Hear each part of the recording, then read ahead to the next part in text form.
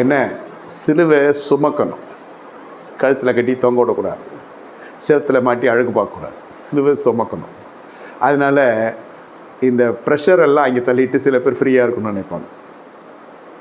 அவ்வளோதான், அது double pressure ஆகிடும். அது குக்கரும் ஒரு சத்தம் கொடுக்கும், இந்த அம்மா ஒரு சத்தம் கொடுக்கும், ஓன் கத்துறது, கூச்சல்கை, சரி, இதெல்லாம் வர்றதுக்கான காரணம் ஆண்.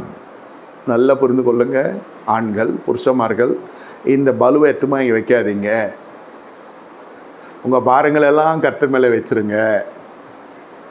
நீங்கள் அந்த அளவுக்கு குடும்பத்தை நடத்த தெரியணும். ஆவதும் பெண்ணாலே அழிவதும் பெண்ணாலே எல்லாம் உலக வார்த்தை. அது என்ன, அதெல்லாம் எட்டு திருச்சபைக்குள்ளெல்லாம் வந்துருந்தீங்களாக்கா கவுந்துரும், வண்டி கப்பல் கவுந்துரும். உங்களுக்கு குடும்ப வாழ்க்கையை ரொம்ப மோசமாகிடும். பொண்ணு நினச்சா அதுதான் நான் செய்யலாம், அதெல்லாம் ஒன்றும் கிடையாது. எல்லாருக்குமே தன் வாழ்க்கை குறித்த பயம் இருக்கிறது, பெண்களுக்கு தன் கணவனை குறித்த அக்கறை இருக்கிறது. ஆனால் செலவு பண்ணுறது ஒண்டி ரொம்ப தீவிரமாக உட்காந்து பாலிசியாகவே வச்சுருங்க. குடும்பத்தில் இவ்வளோ தான் பட்ஜெட்டு, இதில் தான் நம்ம வாழணும், இப்படி தான் நம்ம செய்யணும். அப்போ அந்த அம்மாவும் தவறு செய்யாது, நீங்களும் துஷ்பிரயோகம் பண்ண மாட்டீங்க. அப்படி உங்களுக்கு அந்த பலவீனம் தான் அந்த அம்மாவை கேட்டு வாங்குங்க.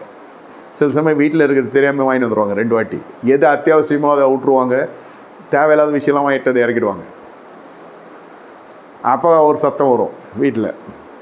எது முக்கியமோ அது இருக்காது, எது முக்கியம் இல்லையோ அது வந்துடும். இந்த அளவுக்கு உங்களுக்கு சமையல் அறை வரைக்கும் புழக்கம் இருக்கணும். ஆண்களுக்கு எதை வாங்கிட்டு வந்து போடுறதோடு கிடையாது, சம்பாரித்து கொட்டுறதோடு கிடையாது, அது குப்பையில் தான் போகிற அளவுக்கு ஆகிடும். இது நம்ம ஃபுட் இன்ஸ்பெக்ஷன் வராங்களே அந்த மாதிரி சொல்லலை. ப்ளீஸ் அண்டர்ஸ்டாண்ட், என்ன இருக்குது என்ன இல்லைன்னா அது தெரியணும். எண்ணெய் இருக்கா எண்ணெய் இல்லையான்ற அளவுக்கு உங்களுக்கு அந்த குடும்ப நிர்வாகத்தில் பங்கு இருக்குன்னு சொல்ல வரேன். மளிகை பொருட்கள் முதல் கொண்டு உங்களுக்கு அத்தியாவசிய பொருட்கள் முதல் கொண்டு ஆடம்பர பொருட்கள் வர எல்லாவற்றிலும் தேறினவனாய், அறிவுள்ளவனாய், அறிந்தவனாக இருக்கணும்.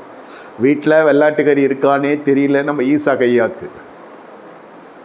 வெள்ளாட்டுக்கறியை நீ வனத்துக்கு போய் ஆடி கொண்டு வான்னா ஃப்ரெஷ் மீட்டு கேட்டிருக்காரு. இவர் கொடுத்ததோ குக்குடு மீட்டு இல்லை, அது ஏற்கனவே பச்சைக்கறி இருக்குன்னு போல இருக்குது வீட்டில். தெரியல, வெள்ளாட்டுக்கறியால் அந்த குடும்பம் எவ்வளோ பெரிய பிரச்சனைக்குள்ளே ஆச்சு. வெள்ளாட்டுக்கறி சாப்பிட்றது பிரச்சனை இல்லை, வெள்ளாட்டுக்கறி வீட்டில் நமக்காக வச்சுருக்காளா மனைவி பிரியமானவ தானே, எனக்கு பிடிக்குன்னு எடுத்து வச்சுருப்பான். இல்லை உங்கள் அம்மா செய்சுன்னு சொல்லாமல் வனத்துக்கு போய் வேட்டையாடிவானா, அது என்றைக்குமே கேட்காத புள்ள அன்றைக்கி கேட்டு வனத்துக்கு போச்சு.